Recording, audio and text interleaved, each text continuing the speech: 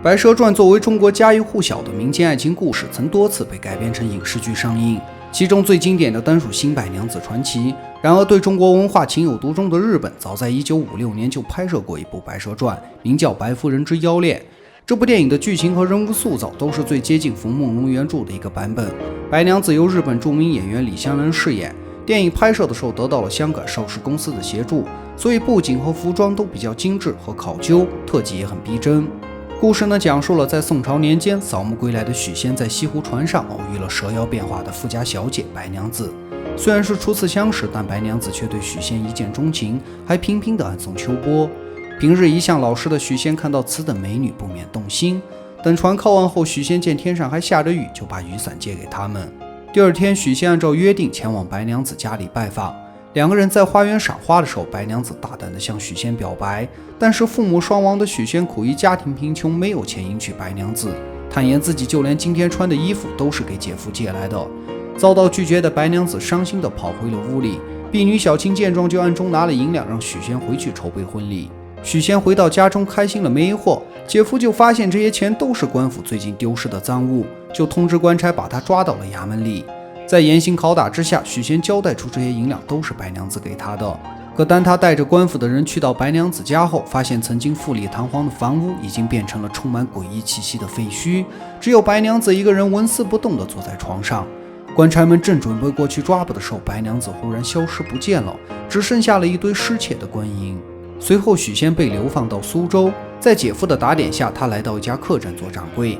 几天后，白娘子和小青找上了门，向他解释银两的来源，但是却遭到了许仙的呵斥，说你们偷盗官银，连累我吃了多少苦，害我被流放到这里，如今你们还想怎么样？痴心的白娘子跪下来苦苦哀求许仙，甚至以死相逼。许仙的心一软，就原谅了白娘子。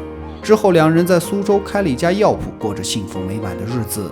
有一段时间药铺的生意不景气，白娘子见许仙愁眉难展，就冒着遭天谴的危险，把药下到镇上所有的井水里。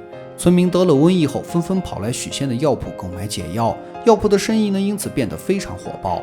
一天，许仙逛街的时候被一个道士中途拦住，告诉他白娘子就是蛇精。见许仙不信，就让他带3张符回去，定能让白娘子现出妖怪的原形。半信半疑的许仙回到家中后，按照道士的要求，一张贴在房门上，一张贴在胸口。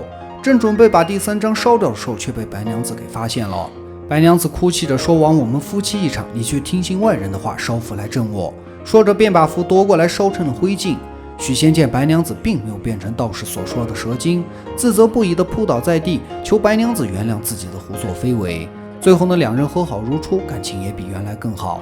话说间，很快就到了端午节。李员外因为早就贪恋白娘子的美貌，于是邀请他和许仙到家中做客，想趁机灌醉白娘子行不轨之事。不明就里的许仙还在一旁推波助澜。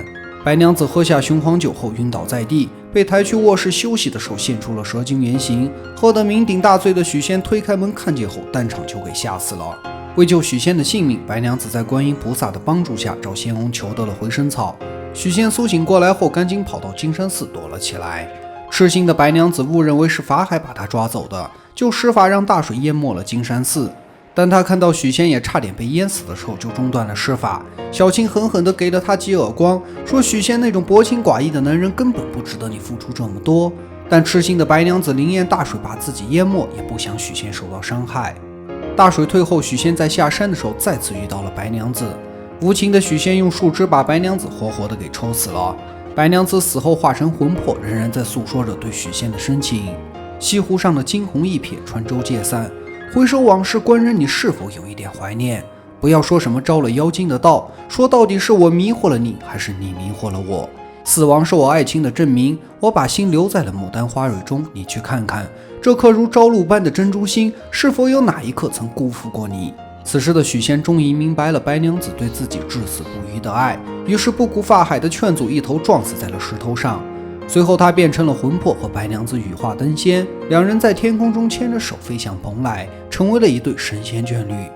这部日本拍的《白蛇传》是最接近原著的一个版本。许仙的形象就是胆小懦弱的凡人，也是一个薄情寡义的渣男，而白娘子是一个痴心敢爱敢恨的蛇精，但妖气未脱的她偶尔还是会失控伤人。电影很明显地表现了白娘子和许仙之间是妖恋，而不是正常的人恋。这一点不只是符合原著，也更加符合现实。相比原著，日本版只是对结局做了比较大的改编。原著中是许仙帮助法海一起把白娘子和小青永远的镇压在了雷峰塔下。作者冯梦龙的原意是警示世间的男人不要被美色所诱惑。日本版结局是用死亡来换取重新团聚和幸福，这是源于日本的武士道精神崇尚死亡，而中国人喜欢圆满，所以新白娘子传奇的结局是皆大欢喜。总之，不同的结局来源于不同的背景文化和时代。